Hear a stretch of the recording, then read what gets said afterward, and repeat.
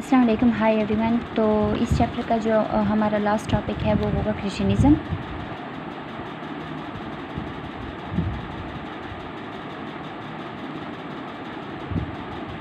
ठीक है, क्रिश्चियनिज़्म भी हमारे पास किस चीज़ से रिलेटेड होता है, ये भी हाइपोथायराइडिज़म से रिलेटेड होता है। ठीक है, अब इसके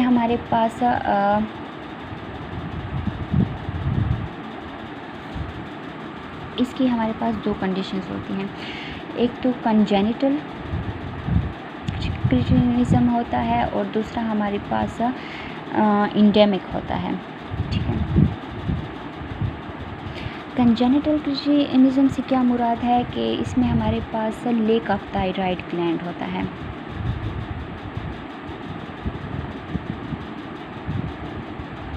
अब थायराइड ग्लैंड हमारे पास प्रेजेंट ही नहीं है तो हमारे पास थायराइड हार्मोन्स प्रोड्यूस ही नहीं होंगे। जब थायराइड हार्मोन्स प्रोड्यूस नहीं होंगे तो हमारे पास जो मेंटल ग्रोथ है और बॉडी की ग्रोथ है दोनों इफ़ेक्ट होंगे। मतलब मेंटल रिटार्डेशन भी होगी और स्केलेटल सिस्टम जो होगा उसकी भी जो डेवलपमेंट है वो प्रॉपर नहीं होगी। और एंडेमिक की बात करें तो ये आयोडीन की डेफिशिएंसी की वजह से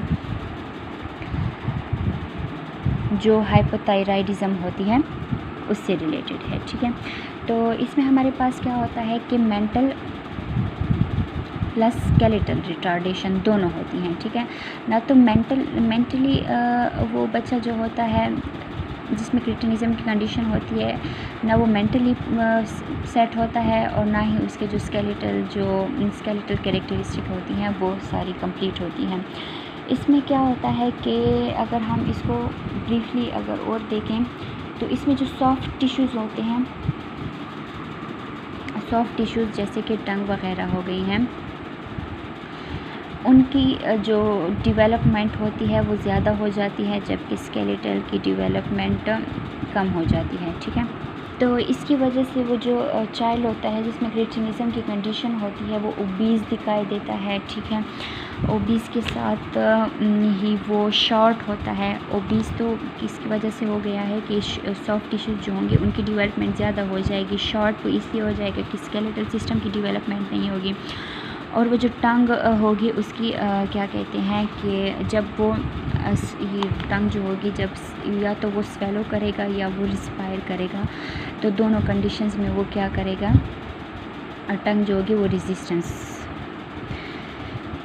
करेगी। ठीक है, तो क्रिश्चियनिज़्म में यही है कि हाइपोथायराइडिज़म की कंडीशन है। इसकी दो टाइप्स होती हैं, कंजेनिटल होती है, एंडेमिक होती है। कंजेनिटल में क्या होता है कि थायराइड ग्लैंड प्रेजेंट ही नहीं होता है जिसकी वजह से थायराइड हार्मोन सीक्रेट ही नहीं होते। जबकि एंडेमिक में क्या होता है कि थायराइड ग्लैंड प्रेजेंट होगा लेकिन आयोडीन की डेफिशिएंसी होगी। क्रिश्चियनिज़्म में हमारे पास मेंटल प्लस स्केलेटल रिटार्डेशन दोनों होती हैं और इसमें इस कंडीशन में हमारे पास सॉफ्ट टिश्यू होते हैं वो ज़्यादा ग्रो करते हैं as compare to skeletal system, जिसकी वजह से टंग जो होती है वो बहुत ज़्यादा बड़ी हो जाती है जिसकी वजह से स्वेलोइंग और रिस्पायरेशन के प्रोसेस भी अफेक्ट होते हैं। और जो चाइल्ड होता है जिसमें क्रिश्चियनिज़्म की एबनॉर्मेलिटी होती है, ये कंडीशन होती है, वो ओबीज़ और शॉर्ट अपीयरेंस देता है। बस इस चैप्टर में इतना ही है और होप सो कि आप के जो मेन पॉइंट बताए हैं जैसे कि ग्रेव्स डिजीज़ है, हाशिमोटोज़ डिजीज़, क्रिश्चियनिज़्म है, ये इंपॉर्टेंट है इसी चैप्टर में। इसके अलावा हाइपर की जो सिम्टम्स हैं वो मोस्टली सिनेरियोज जब देते हैं, अगर वो सिम्टम याद है तभी हम उसे डायग्नोस कर सकते हैं। ठीक है, और इसके अलावा के ब्लड में जो थायराइड हार्मोन्स होते हैं वो मोस्टली किसके साथ अटैच्ड होते हैं, ग्लोबुलिन के साथ ज़्यादा होते हैं जबकि प्री एल्ब्यूमिन एंड एल्ब्यूमिन के साथ लेसर क्वांटिटी में होते हैं। और इसके बाद अगर हम बात करें तो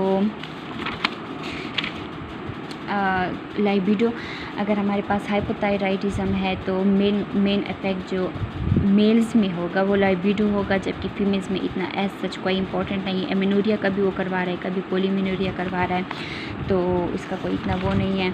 इसके बाद अगर हम बात करें तो बॉडी वेट को ये बहुत ज़्यादा डिक्रीज़ करवाता है, बीएमआर को इंक्रीज़ करवाता है। मसल ट्रेमर बहुत इंपॉर्टेंट है, मसल ट्रेमर हमारे पास हाइपरथायराइडिज़म में होता है। ठीक है, और इसके अलावा अगर हम अफेक्ट देखें कार्बोहाइड्रेट पे, तो कार्बोहाइड्रेट पे यही अफेक्ट है, ग्लूकोनियोजेनेसिस करवाता है, सेल्स ग्लूकोज अपटेक करवाता है, इंसुलिन की सिक्रीशन भी करवाता है, और अगर ओवरऑल हम देखें तो ब्लड ग्लूकोज लेवल इंक्रीज़ करवाता है। ठीक है, लिपिड्स का क्या करवाता है कि फैटी एसिड का लेवल इंक्रीज़ करता है ब्लड में, जबकि कोलेस्ट्रॉल और फास्फोलिपिड्स का लेवल डिक्रीज़ करता है। ठीक है, प्रोटीन्स में क्या है कि हाइपरथायराइडिज्म अगर है तो प्रोटीन की ब्रेक डाउन करवा रहा है, और अगर हाइपो होगा तो